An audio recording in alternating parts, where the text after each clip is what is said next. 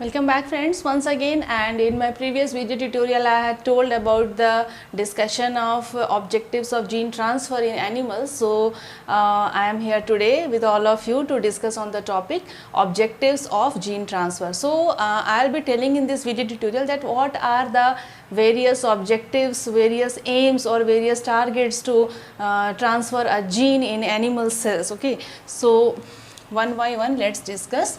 So why gene transfer is required, why gene transfer is very much important. So in case of animals, we generally transfer different gene or different genes so that to study or in order to study about the promoter function, okay, about the promoter function, about the function of or about the regulation of gene, about the regulation of gene expression or regulation of gene simply, okay, about the expression of reporter gene.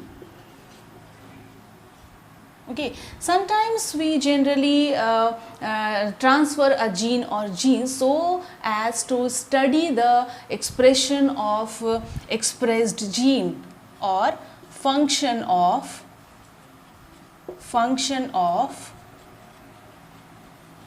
transferred DNA sequence or gene. If we transfer a DNA sequence or gene, then after getting integrated with the host cell genome or after being transferred, what is its function and how it is functioning. So to study the function of transferred DNA sequence or gene, we generally transfer a genes, and side by side we also does want to know about the expression of reporter gene, regulation of the gene expression, as well as to study the promoter function. So these are all the objectives. Generally transfer a gene to get these desired objectives. Okay, now what is the next objective of gene transfer in animal cells? So the next objective is to obtain the protein encoded by them. We all know that genes does encode specific or special type of protein. So just to obtain the proteins, just to get the proteins which are encoded by the genes we transfer, okay, or by them, genes are transferred, and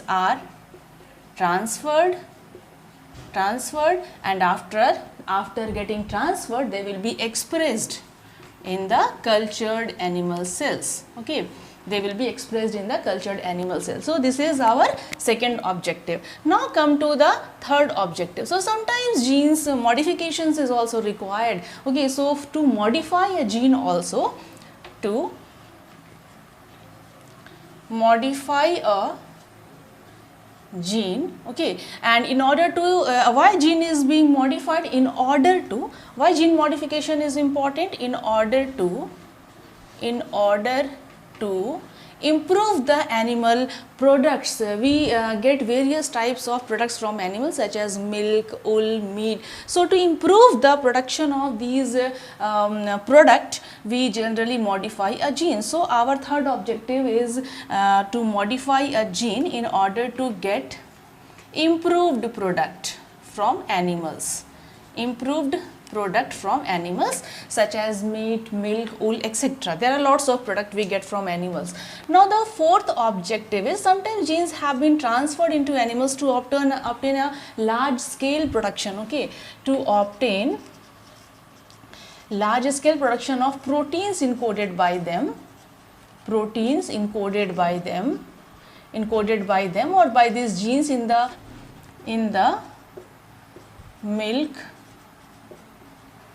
urine or blood of such animals,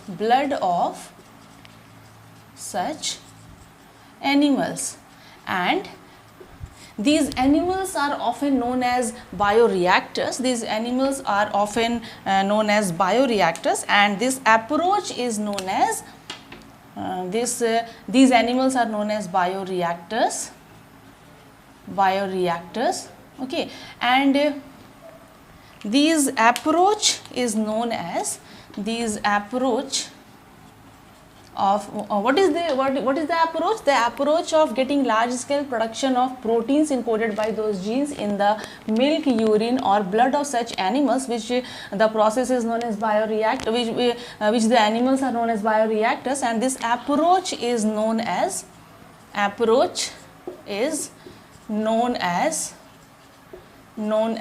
gene farming or molecular farming. Okay, this approach or this process is known as gene farming or molecular farming. Okay, another objective is in some special cases of gene transfer. Okay, another objective is in some special cases of gene transfer.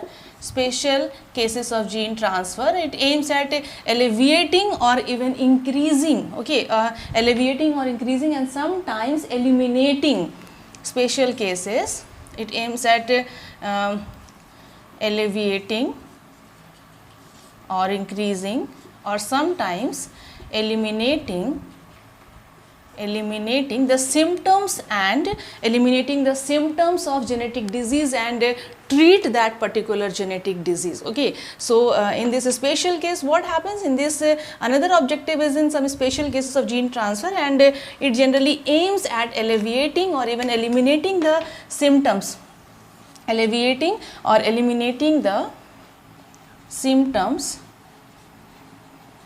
and treat the genetic disease by the gene therapy process, and this is known as what? Gene therapy. In this process or approach, what we do is we generally introduce the normal counterpart or functional counterpart of those genes which are defective and due to which the genetic disease has occurred. We generally introduce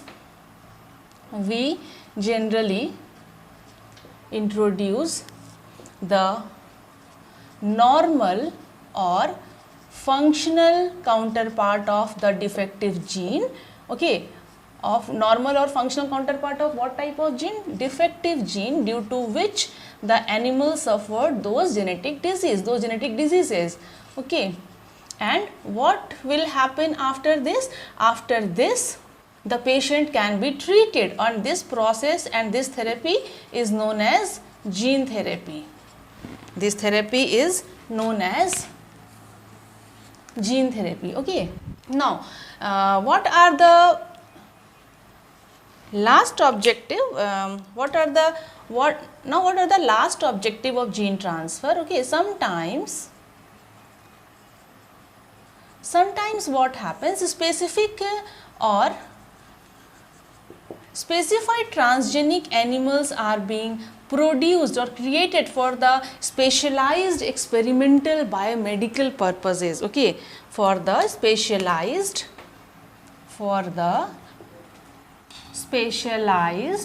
experiment biomedical requirement or needs. Specialized experimental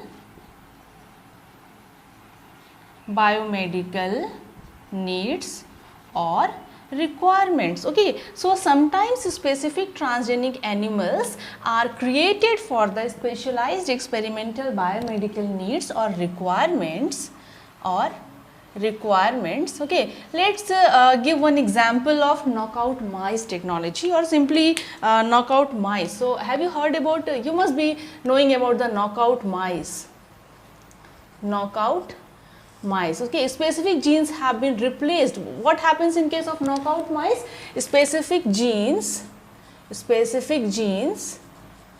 have been replaced or knocked out. Specific genes have been replaced or knocked out from those mice. Replaced or knocked out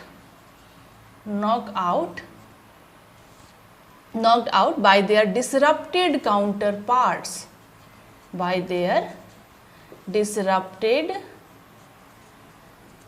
counterparts, okay, through a process known as homologous recombination. So that happens in case of knockout mice technology. So about that knockout mice technology I'll be discussing in detail in my upcoming video tutorial. So this is all about the objectives of gene transfer, why we aim or why we target a gene transfer in case of animal cells to get transgenic animals, or in case of cultured animal cells we transfer a DNA sequence or gene or genes. So with this, thank you all.